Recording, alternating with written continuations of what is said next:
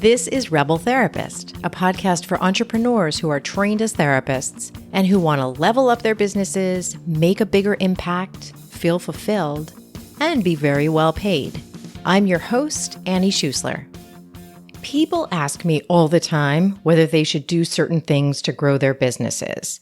Every online business expert is selling their thing to us. Our friends and our colleagues are telling us that what they're doing now is the thing that works. It feels so confusing to know what to invest our time and money in and what to try. So what should you focus on next? So here are some examples of things you might focus on, things that people ask me about. Figure out your visual branding, up-level your website design, learn copywriting skills, learn email marketing skills, dive into social media strategy, buy legal templates, redesign your curriculum, join a high-priced mastermind, buy another business course, learn how to run paid ads, start a podcast, start being a guest on podcasts, create a self-led course, hire a virtual assistant or an online business manager, invest in a new tech platform so that you can finally get organized, create a monthly membership. And I could go on, but I don't want to overwhelm you even more. So how do you figure out what you should do? I have gotten really clear as a business strategist that before we talk about what you should do, we have to talk about when you should do certain things. So if you ask me whether you should hire a social media manager or create a monthly membership or take a copywriting course or really anything, my first question will be, where are you in your business right this minute? And I used to be way more agnostic about this. If you worked with me in 2018, you might have heard me say, okay, sure, it might not be ideal, but if you really want to, you could try a monthly membership as your first offering. I just really didn't want to take anyone's freedom or excitement away. But I got really clear pretty quickly that doing things in the wrong order sets us up to lose money and feel miserable. As you're creating a business beyond private practice and you're stepping into the world of online services that aren't therapy, you can waste a ton of time and money doing things in the wrong order, even if the things you're doing are not the wrong things to do. I sometimes hear really sad stories from people who started with the wrong things. People tell me they invested in a $20,000 coaching program as one of their first steps in business beyond private practice. In those programs, they were taught things like using complicated marketing funnels, including paid ads and webinars. I've talked to other folks who first thing started hiring a team. They figured that since the marketing part felt hard, maybe they'd start by hiring someone to, quote, take over all of their marketing. Other people got advice that they should grow a huge social media following as their first step, so they just dived right into that process.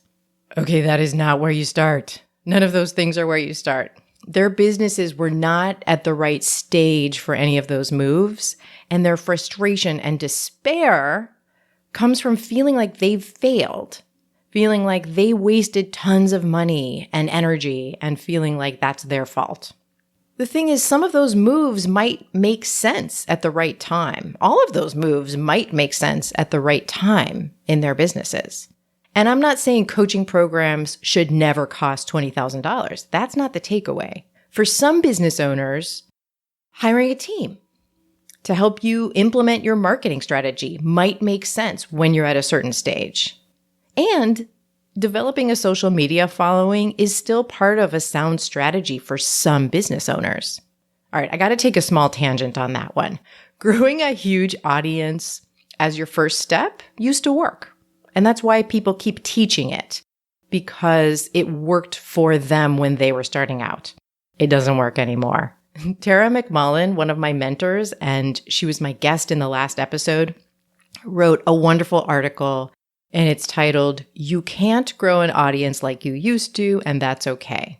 The show notes are going to include a link to that. Tara walks us through in that article the history of online marketing, explaining why the strategy of growing a huge audience first and then starting to sell stuff to them, it worked in the past and it is not working any longer.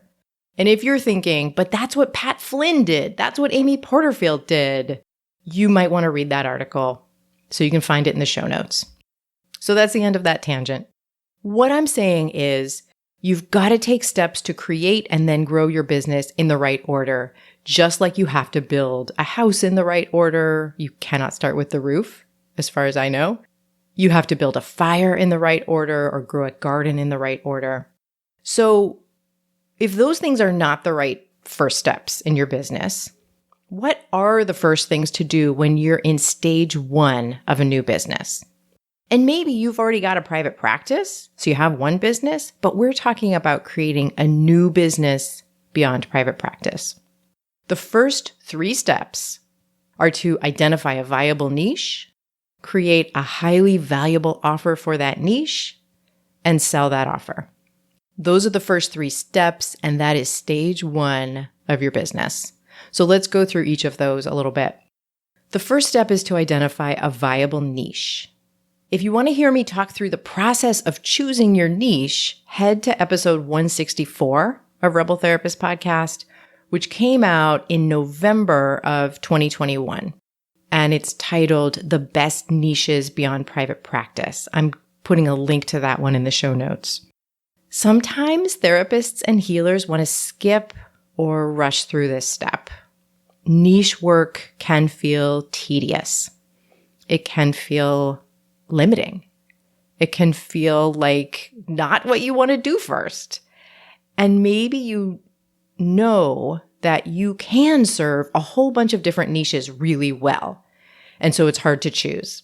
Maybe in your private practice, you haven't niched and you're very successful. And creating a signature program and a business beyond private practice with a vague or really broad niche is very difficult. And it sets you up to feel discouraged and sad. So go listen to that niching episode from November 2021 to hear examples of viable niches and what makes a great niche. So step 2 is to create a pilot or beta offer for that niche. I recommend doing this quickly so that you find out whether your idea works and you can start making money in this business. Your pilot is going to be highly interactive and you're going to deliver it one-on-one or to a very small group. You're crafting your pilot for the people in your niche based on exactly what they need from you and what you're great at doing. Sometimes therapists want to skip over this step and create a passive online course or start building a robust monthly membership. Don't do that. Number 1, that only possibly works when you've got a lot more people aware of your work and in your audience. Number 2, even if you have a big audience, every offer should start live and interactive. That is how you're going to build the best offer. And number 3, if you pre-record videos for your pilot, you're going to be re-recording them for round 2. I can almost guarantee it. So you might as well save yourself all those hours of recording in the first place. So I'm already telling you, don't start a membership, don't start a passive course as your pilot. So here are the formats I recommend for a pilot. Small group coaching, one-on-one coaching, a training or a consulting package for an organization, a workshop, or a retreat. Those are all things that you can deliver live and get going quickly on. All right, so you've got your niche and you've got your pilot. Once you've done those first 2 steps, identifying a niche and crafting a pilot offer, you're ready for step 3. And step 3 is to sell your program. You're going to do this through a relational or a soft launch, which means you're going to tell everyone you know that you've created this pilot and you're going to invite your first participants. A relational launch includes reaching out personally to your colleagues, announcing your offer in communities that you belong to, sending personal invites to potential participants.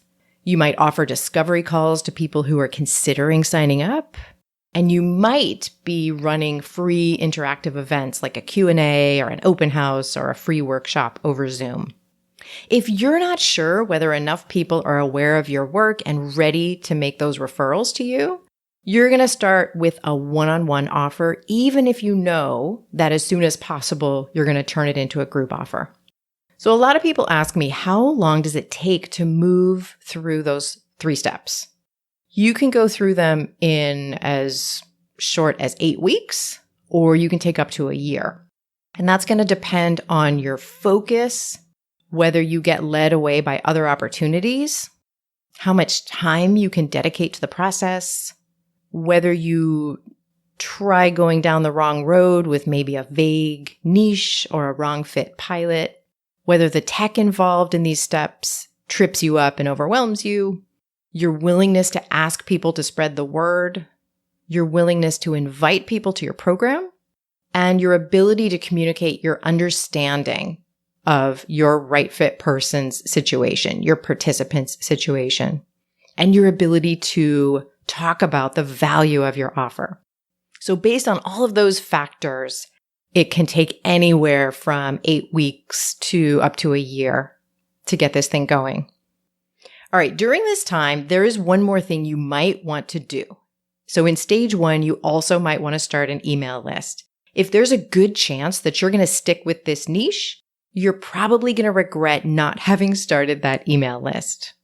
And besides that, don't do anything else until you're through stage 1. Don't focus on branding or naming or anything else.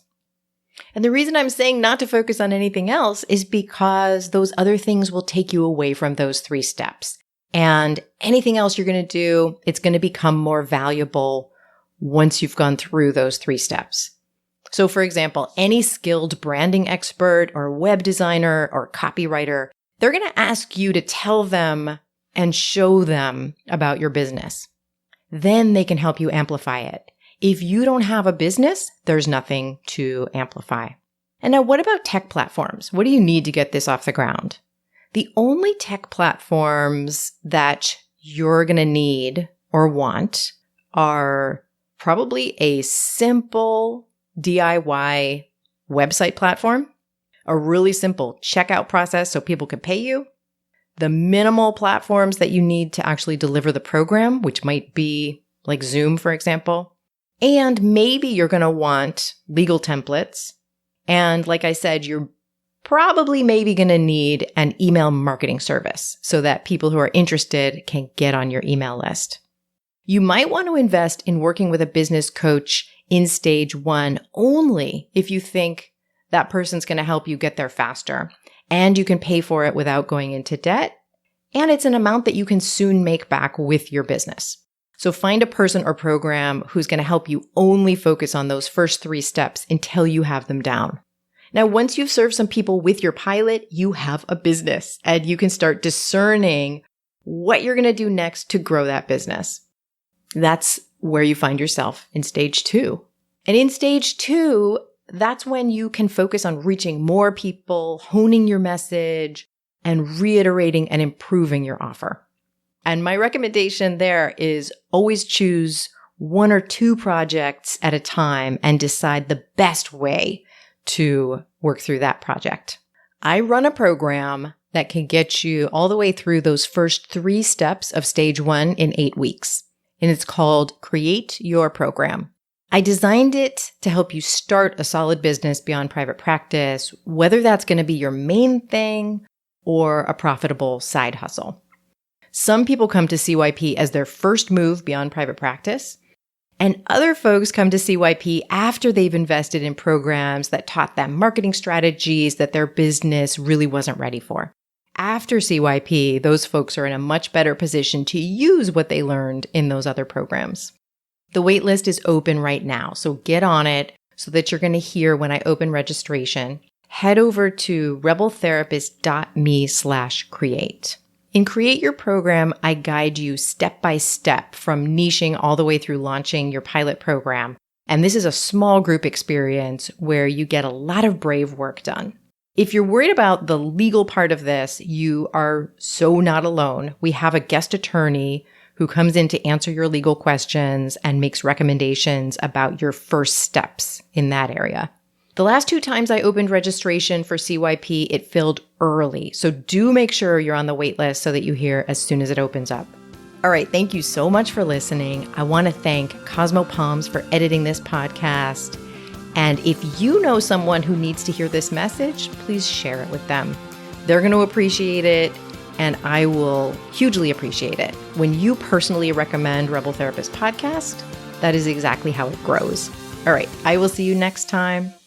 Thank you so much.